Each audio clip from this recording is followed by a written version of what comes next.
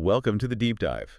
Today we're getting into something well, it's probably sitting on a lot of kitchen counters right now. That's right. We're looking at the air fryer. And our sources for this, they really cover a lot of ground product strategy, definitely, but also the tech history behind it, and crucially, the psychology of why we actually buy and use these things. Yeah, because if you just look at it logically through an engineering lens, it's like, well, it's not that special, is it? No, not really. Our source is pretty clear. It's basically a small, high-power convection oven. Yeah. Fancy fan, small space. Exactly.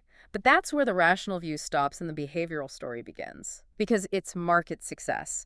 That's a completely different ballgame. It's a masterclass in what we call behavioral acquisition. Okay, I'm going to plant my flag here. Based on everything we've looked at, I genuinely think, from a strategic perspective, the air fryer might be the most important product case study of the 21st century so far. That's a big claim, but I see where you're coming from. Because its value isn't really logical, is it? It's almost entirely psychological. And that's the genius. That completely overshadows the simple utility. And that reframing is vital. If you connect this to, say, applied behavioral economics, the whole story is incredibly instructive. It's not just about selling an appliance. Oh. It's about selling time back. It's about reducing anxiety, the guilt around fried food, the hassle of cooking, and ultimately it's about acquiring user habits. That's the real prize. Yeah. It's like the perfect example of perception being the dominant driver of value, not just raw performance specs. Absolutely. So for this deep dive, our mission is to really break down the full story. We're calling it the S1 story of the air fryer. Right, and just to clarify for everyone listening, when we say S1 story, we're using that metaphorically. Yeah, it's not like Philips filed this S1. No, no. And S1 is that huge document a company files before going public, Details everything, the history, the strategy, the risks, the whole nine yards. So that's what we're aiming for today, that level of comprehensive background on how this thing took over our kitchens. We're going to dig into the founder's initial problem, a very specific craving, actually. Then there's the forgotten history of the tech itself, which surprisingly involves military applications. Right. And then the really clever part, the naming and category creation strategy that basically conquered kitchen counter space and, maybe more importantly, our peace of mind. So where does it all begin? Not in Silicon Valley, right? No, not at all. It starts much quieter in the Netherlands with a Dutch electronics engineer named Fred van der Waay. And he wasn't trying to disrupt global markets initially. He just had a personal problem. A very relatable one, I think. He just wanted healthier chips. Yeah. Or fries, as you'd say in North America. The eternal struggle. Exactly. He loved the taste and texture of deep-fried fries. But, the mess, the oil, the unhealthiness. It was a pain. And the alternative, baking them in a regular oven. He apparently found those results just sad and soggy. Not the same crispiness at all. He needed something that combined the best of both worlds, the texture of frying, but without the fat and the general unpleasantness. And being an engineer, he approached it not just as a cooking issue, but as a physics challenge. Right. He knew what needed to happen chemically on the surface of the food to get that perfect crisp, that browning. You need the Maillard reaction. Okay, let's pause there because that term Maillard reaction, it's key to understanding what this machine actually does. It really is. So the Maillard reaction, it's this complex chemical process. It happens between amino acids and certain sugars in food when they're hit with intense dry heat. It's not just browning, like painting it brown. No, not at all. It's what creates those deep, savory flavors, that really satisfying crunch, the aroma. You get it in seared steak, roasted coffee, toasted bread, and crucially for Fred, perfect French fries. And you can't get that reaction properly if the food's steaming in its own moisture, right? Exactly. Or if the heat transfer is too slow and gentle, like in a big standard oven, the moisture doesn't get driven off fast enough. So Fred figured out he needed to hit the food with air that was incredibly hot, but also moving incredibly fast, to accelerate that Maillard reaction on the outside before the inside turned to mush, and do it without immersing it in oil. That specific insight led him to patent his approach as rapid air technology. Now, let's dig into that tech detail a bit more, because rapid air sounds like marketing speak, but there's real physics there, differentiating it from a standard convection oven. There is. It's not just about having a fan. A regular convection oven, it's usually a big box. The air heats up, the fan moves it around, but it travels a fair distance, losing speed and energy density. Right, it's kind of a gentle breeze compared to this. Pretty much. Rapid air technology works because the chamber is tiny. really compact. And the fan and heating element are positioned to blast that superheated air directly down onto and around the food, right, in that very confined space. Exactly. It creates this intense, turbulent vortex of hot air. So you get near-instant 360-degree contact with the food surface. It mimics how hot oil completely surrounds a chip in a deep fryer. Ah, okay. So that speed of heat transfer is what's crucial for getting the crust quickly before all the moisture inside escapes. Precisely. That's the core mechanical trick. But here's where the story takes a fascinating turn, according to our sources. While Fred's application and miniaturization were new, the basic idea of high-speed hot air cooking that had been tried before, decades earlier. Yeah, this is a critical point. It wasn't a completely novel invention from scratch. It was fundamentally a brilliant replatforming of a technology that time had sort of forgotten. We absolutely have to talk about this predecessor. Its failure is almost as instructive as the air fryer's success. We need to rewind, way back. All the way back to the 1940s during World War II, we're talking about the Maxon whirlwind oven. The whirlwind oven. Sounds impressive. It was, in its way. Huh. Structurally, it was a convection oven using fans to circulate hot air, but it was massive. How massive are we talking? Our sources say it weighed a staggering 35 pounds. Imagine that in a 1940s kitchen. Wow. Okay, that's practically an engine block. Pretty much. And it wasn't designed for home kitchens initially. It was developed for logistical efficiency during the war. How so? It was famously used on Pan Am airplanes. They used it to heat up these early frozen meals, they called them skyplate meals, for soldiers being transported, and later for commercial airline passengers too, reheating frozen food quickly on board planes. Okay, so military logistics, early frozen meals.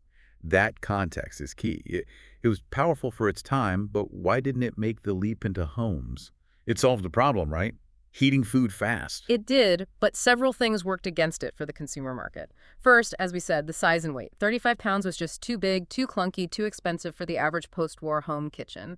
Counter space was already at a premium. Yeah, people had those big stand mixers and things. Exactly. Second, the cost was likely prohibitive for most families. Industrial tech is rarely cheap initially. And third, there was competition emerging, wasn't there? Yes, it was trying to solve the quick heating problem right around the time that a simpler, ultimately more convenient technology was starting to appear.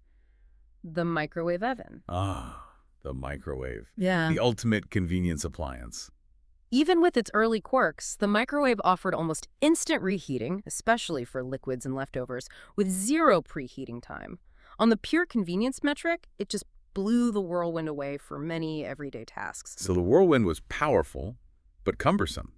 The microwave was maybe less versatile initially, but incredibly fast and simple for its main job. Precisely. And our sources really hit the nail on the head, calling the Maxon whirlwind oven a feature in search of a market. Great tech, but the timing, the form factor, the cost, the consumer just wasn't ready or willing to adopt it widely. It lacked that perfect alignment of solving a deeply felt consumer problem in a convenient package.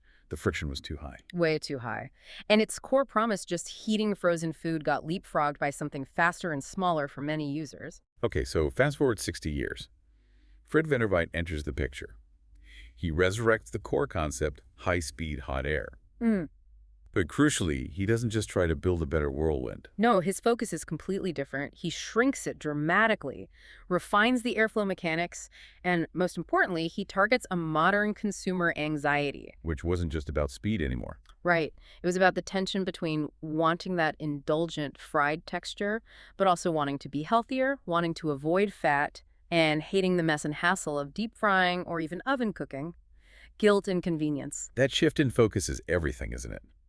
From the whirlwind's generic heating to the air fryer's specific guilt-free, crispy texture, he zeroed in on a pain point that had only gotten stronger over those 60 years. Absolutely. The desire for indulgence hadn't gone away, but the desire to avoid the negative consequences, health, guilt, cleanup, had intensified. He saw that intersection. Now, before he got the sleek designs we see today, his initial attempts were, let's say, less polished. Oh, yeah. I love the detail from the sources about his very first working prototype. The dog kennel. Yeah. Apparently, it was roughly the size of a dog kennel and crudely built out of wood and chicken wire. That really paints a picture. It grounds this global phenomenon in such humble, hands-on beginnings. It really does. It highlights that the core value proposition from day one was the result, the crispy food, not the fancy box it came in. He had to prove the concept worked, that the speed and texture were genuinely superior. But you can't take a wooden kennel full of chicken wire global. He needed a partner with manufacturing and marketing muscle. Which leads us to the deal with Philips Electronics. Okay, let's flesh that out. How did that transition happen? You've got this, frankly, bizarre-looking prototype. How do you convince a giant like Philips? Well, you don't just show them the wooden box, you show them what comes out of the box. The food. Exactly. Fred almost certainly focused intensely on the output, running side-by-side comparisons. His method versus deep frying, his method versus a standard oven, showing them clearly, quantifiably. Look, you get this amazing crispiness, this Maillard reaction, super fast, with hardly any oil and minimal mess. So he pitched the results and the underlying tech. Right. Philips would have seen the technical data, seen the potential for creating an entirely new category in kitchen appliances, something distinct from ovens and microwaves, and they saw the market potential. So they bit. They acquired the tech or partnered with him. They had the tech, the re-platformed concept, but they knew the launch had to be smart. They couldn't just call it a mini convection oven. No way! That would have killed it before it started. It would invite immediate, unfavorable comparisons to the big ovens people already had. Which brings us neatly to part 2, the category creation masterstroke. This is pure behavioral marketing genius. It really is. Let's talk about that naming strategy. We're calling this rule #3 of the playbook we're building here. Philips takes this small, powerful hot air device. They launch it in Berlin back in 2010, and the crucial decision is what not to call it. Right. They didn't call it the Healthy Hot Air Circulator 3000. Or the rapid heat mini oven, or anything technical or descriptive like that. No. They called it, simply and brilliantly, the air fryer. One word, eventually. And that single choice, it feels like the entire pivot point for its success. Why was that name so powerful? Because it instantly connects the device to the desired outcome, frying. Crispy, golden food. It completely sidesteps the logical comparison trap. How so? If you call it a convection oven, what does the consumer immediately think? Oh, I already have one of those. It's built into my wall. It's bigger. Why do I need a tiny, expensive version? Exactly. Instant mental friction. Comparison based on existing features, size, price. It becomes a lesser-than product in their mind. But air fryer. Air fryer creates a completely brand new category in the consumer's mental landscape. It doesn't trigger the oven comparison. Instead, it makes a promise. What's the promise? The promise is, do you want that amazing fried texture you love, but achieved with air, using up to 80% less fat and with way less mess? It taps directly into the desire and the anxieties we talked about. So they weren't selling the hardware features. They were selling the behavioral solution, the guilt-free indulgence, the convenience. Precisely. It created what marketers call a blue ocean of demand. They weren't fighting existing competitors in the crowded oven or microwave space. They defined a whole new space where they were the first mover, the originator, the default standard. It's incredible. The name basically established the terms of engagement. It proves that sometimes the most crucial design decision isn't the circuit board or the materials, it's the name you put on the box. Define the category, and you shape the perception of value. Okay, but let's push back on this a little, play devil's advocate. We're talking about eliminating friction, but didn't the air fryer introduce a new kind of friction? What do you mean? The physical footprint.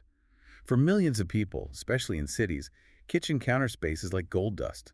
This thing, while smaller than an oven, is still pretty bulky. It takes up space. You might have to put away your toaster or your coffee machine to make room.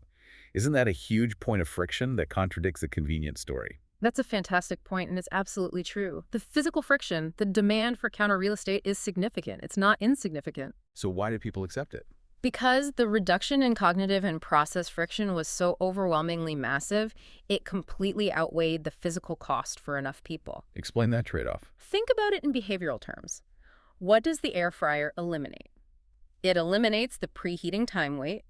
It eliminates the active monitoring standing by the stove turning things. It eliminates the messy cleanup of oil. It reduces the guilt associated with eating fried texture foods. These are huge mental loads and anxieties it removes. Okay. So the perceived gain speed, ease, less guilt, consistent results is so high that users are willing to pay the spatial price. We are incredibly motivated to avoid mental effort, avoid mess, and avoid guilt. The air fryer offered a powerful package addressing all three. So you trade physical counter space for cognitive peace of mind and less hassle later. Essentially, yes. The psychological value proposition trumped the physical inconvenience for a critical mass of adopters, which leads us right into part 3, the behavioral acquisition, how it actually won users over, moment by moment. And we have to keep hammering this point. The sources emphasize this win was psychological, maybe even a bit irrational, not purely logical. It solved problems people felt deeply, even if, technically, their big oven can sort of do the same thing if they tried hard enough. Exactly. It's about understanding and removing the real barriers people experience, not just the theoretical ones. And the biggest barrier it demolished was that friction in the cooking process itself. I remember that moment during my internship in Des Moines you mentioned earlier. Seeing my roommate use it, it was like a light bulb went off. Let's dig into why that moment is so powerful. Yeah. What is the actual friction in traditional cooking? For me, it was realizing I was just done with what suddenly felt like an archaic process. Using a stove, using the oven, it demands your active presence. You're measuring oil. You're waiting 15 minutes for the damn oven to preheat. You're standing there watching the pan, flipping the food, checking the temperature constantly, babysitting the food. It requires continuous cognitive load, active attention. Yeah. And we live in an age where attention is our scarcest resource, right? Any product that demands that much sustained active focus is asking for a lot. It's like a tax on your evening. A significant tax. The air fryer, though, totally different dynamic. It felt almost passive. My roommate would toss some fish fillet then, set the timer in temp, and then just walk away. Watch TV, answer emails, whatever. Minutes later, ding, perfectly cooked fish. Set it and forget it. That feeling of set it and forget it was revolutionary for cooking something beyond microwaving soup. That removal of the need for constant supervision, that was the passive magic. And that passive element, that set it and forget its quality, is the absolute jewel in the air fryer's crown from a behavioral perspective. It directly tackles what we call the psychological cost of pre-commitment. Break that down for us, the cost of pre-commitment. Think about deciding to cook dinner after a long day. What's often the biggest mental hurdle, it's not usually the 10 minutes of chopping vegetables. Yeah. It's the thought of committing the next 45 minutes of your evening to being tied to the kitchen. It's the mental effort of initiating that whole process knowing you have to see it through. That 15-minute preheat time for a standard oven, that's a killer. Why is that preheat time so significant psychologically? Because it's dead time. It's a pause right at the beginning, just long enough for doubt and procrastination to creep in. It's 15 minutes where you can think, ugh, this is going to take ages. Maybe I should just order pizza. Right, that 15 minutes is the window where the takeout apps win. Precisely. The air fryer, needing maybe 2 minutes to preheat, or often none at all for many things, and being so simple, put food in, press button, it drastically lowers that initial barrier. It makes cooking a healthy meal feel less like a major project you have to schedule, and more like a quick convenience you can slot in easily, even while multitasking. It changes the effort calculation completely. It does. And once you experience that low-effort, high-reward cooking, Right. it leverages another powerful behavioral principle, loss aversion. Meaning, once you get used to the air fryer's convenience, the thought of going back to the old way, the long preheat, the active monitoring, the oily cleanup, feels actively painful. You become averse to losing the ease you've gained. The friction of the old method suddenly seems much, much higher than it did before. You've acquired the convenience habit, and abandoning it feels like a loss. Exactly. The cognitive cost of going back becomes too high for many people. And Philips, or rather the companies that followed, were smart about supporting this habit formation. They didn't just sell the box. Right. They invested heavily in content, the recipe book, which I still think was basically its developer documentation. That's a great way to put it. And it wasn't just a flimsy leaflet. Those recipe books were and are a strategic tool for habit formation. Behavioral science tells us you create desire through discovery. Show people what's possible. Yeah, you might buy it thinking, okay, I'll make fries, maybe some chicken nuggets. But then you open the book and suddenly you see perfectly cooked salmon, roasted vegetables, steaks, even baked goods. It instantly expands your perception of the machine's utility. It shows you maybe 100 different things you can make, often with specific timings and tips that guarantee early success. Yeah. That's crucial for building confidence. Absolutely. That content serves to constantly reinforce the idea that this isn't just a gadget, it's a core cooking appliance. It subtly makes your old, slow oven feel, as the source material said, utterly medieval by comparison. And that first time you nail something amazing like perfect salmon in 12 minutes with zero mess, zero watching, that's the conversion moment, isn't it? It's an irreversible experience. That's when the casual user becomes a power user.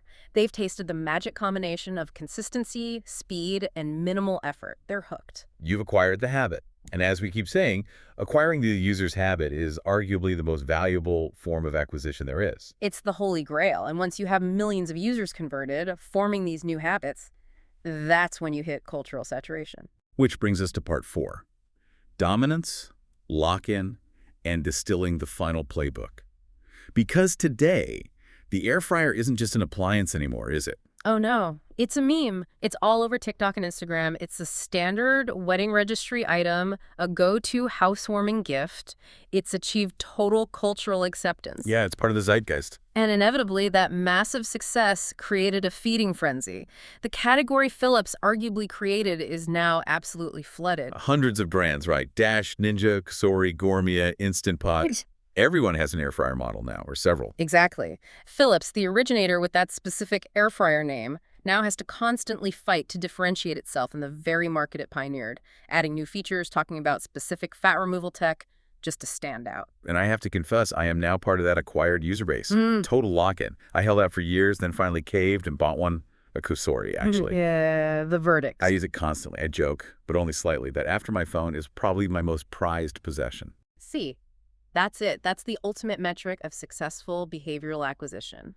When a product transitions from being a nice-to-have convenience to something you feel is a psychological necessity, when its absence would feel like a genuine disruption to your daily life, like taking away your smartphone. It integrates itself into your routine until it feels almost invisible, indispensable. And it works so well because its core benefits align perfectly with modern life, don't they? Absolutely. Think about who's buying them in droves. People Wow. living alone, busy couples, small families, students, people whose lives are often characterized by limited time, smaller living spaces perhaps, and a high value placed on convenience and predictable results. The air fryer delivers on all those fronts. Fast, relatively compact despite the counter space issue we discussed, minimal fuss, and crucially very consistent output. It solved that modern kitchen conundrum. Which was? How do you maximize that desirable Maillard reaction, the crispiness, the flavor, while simultaneously minimizing the fat, the cooking time, and critically, the active presence required? It threaded that needle perfectly. Okay, so let's try to synthesize this whole journey. From Fred Vanderweide fiddling with wood and chicken wire because he wanted better fries, to this global kitchen takeover. Let's nail down the air fryer playbook, the core strategic rules. Okay, let's recap the big ones we've extracted from this deep dive. Rule #1, the perception acquisition. This feels like the absolute foundation. Don't sell the engineering specs. Don't sell high-speed convection. No, sell the behavioral outcome. Sell guilt-free, easy frying. Focus relentlessly on solving the user's anxieties about health, about time, about effort, about mess. Winning means framing the product around the psychological win. Rule #2, eliminate the greatest friction. Success didn't come from being slightly better. It came from radically removing the biggest, most annoying pain points of the existing alternatives. Right. The killer frictions were the oven preheating time, the mess and hassle of deep frying oil, and that constant need for active supervision. Turning cooking from this demanding present activity into passive, reliable magic. That was the breakthrough. And rule #3, create a new category. This was the naming masterstroke. Absolutely. Naming is destiny here. By calling it the air fryer, they didn't just name a product, they defined a whole new mental space. They avoided direct, often unfavorable comparisons with ovens or microwaves. They built a blue ocean around the desire for a fried texture without the downsides, and they owned that space from day one. So perception, friction removal, and category creation. That seems to be the core playbook. And the ultimate lesson underpinning it all, the most valuable asset you ever acquire isn't shelf space or market share, not really. It's the user's habit. Yeah. And sometimes the product that best acquires that habit isn't the most technologically advanced or complex. Sometimes, like the air fryer, it's a relatively simple, maybe even old re-platform technology that just understands human psychology, our laziness, our anxieties, our cravings, better than anything else out there. It's a behavioral triumph disguised as a kitchen gadget. Couldn't have said it better myself. What a fascinating deep dive. Taking something so everyday and unpacking the layers of strategy and psychology behind it. It really underscores that the innovations that stick aren't always the most rational on paper. No, often they're the ones that just make life feel easier, even if the engineering seems slightly redundant, like a small oven. That feeling of convenience, that reduction of friction, that's what acquires you. It truly does. And we spent a lot of time talking about how the air fryer essentially rescued and repurposed the core tech from the failed Max and Whirlwind oven of the 1940s. This powerful idea that was just waiting for the right time, the right package, the right marketing. Right, a technology that was a feature in search of a market for decades. Which leads us with a really interesting, sort of provocative thought for you, the listener, to maybe chew on. Considering that story, the 60-year gap between the Whirlwind and the air fryer's success, what other powerful, maybe currently niche or industrial technologies exist right now? Technologies that might seem too bulky, too expensive, or just slightly off target for today's consumer market. But that, if they were cleverly replatformed, shrunk down, maybe given a brilliant new category-creating name, could they become the next air fryer? What deep-seated consumer anxieties or high-friction daily processes are just waiting for a simple reimagined technology to solve them? What habits are out there ripe for the acquiring just by lowering that psychological cost of getting started? What could be turned into passive magic next? That's the strategic question we'll leave you with today.